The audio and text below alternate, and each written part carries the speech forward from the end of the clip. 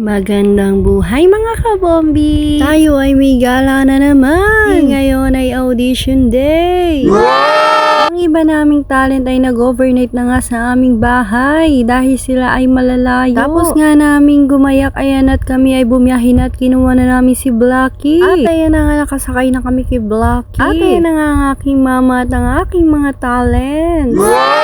At pagsakay nga nila kami ay bumiyahin na dahil baka kami ay malate na naman. At dito na nga lang ako dumaan sa shortcut para mabilis ang aming biyahe. Ay, sobrang nagmamadali na nga kami ng mga oras na yan dahil malapit na mag-alas 10. At kaya naman ang isang talent dito na nga lang nagay sa loob ni Blacky. Talaga naman nakakashoot ang inamin. Ay nga na traffic pa kami kanina sa mga stoplight. Iki na nga lang dito sa may daanan ng shortcut ay hindi traffic. Shoot ang inamin. Na nga may mga eroplano na naman na nakaparada. Tuwang-tuwa na naman ang aking mga talent. Kaya nila pag-iigihan nila sa audition para makasakay din sila dyan balang araw. Kaya naman habang nakasakay sila kay Blacky, sila ay nagpa-practice na kung ano ang gagawin nila sa loob ng audition room. Kaya na nga nang makalabas na ako sa pinag-shortcutan ko at kitang-kita naman na traffic na naman kami. Shoot ang inamis talaga. At nang umagos na nga ang traffic, ayan na at dire-diretso na ang aming biyahe. At talaga nagmamadali na ako ng mga oras na yan dahil ang ibang talent nga ay nandoon na. Naantay na nga kami. Ikinalang at di ako inabutan ng red light. Shoot ang inamis.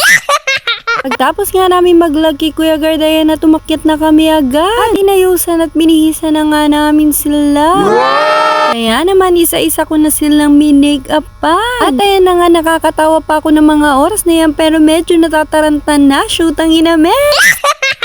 At habang nag-aayos nga ako, nakikipagtsikahan pa sila sa akin. Sabi ko nga sa kanila ng mga oras na yan, mamaya na kami magtsikahan dahil wala na talagang oras at late na kami. At ayan na nga si mama, inaayusan na sila ng kanilang mga buhok. Hindi ko na nga kaya sila ayusan ng buhok kaya si mama na muna ang bahala sa kanila.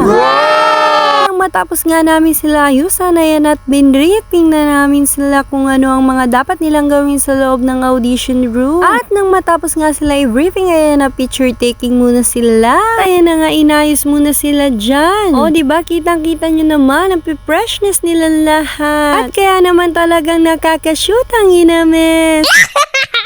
At syempre nung matapos ang picture taking, niretouch ko muna sila isa-isa dahil magsisimula na nga ang audition. Dahil maya-maya nga lang tatawagin na sila para pumila. At ayan na nga, tawag na sila dahil magsisimula na nga ang audition.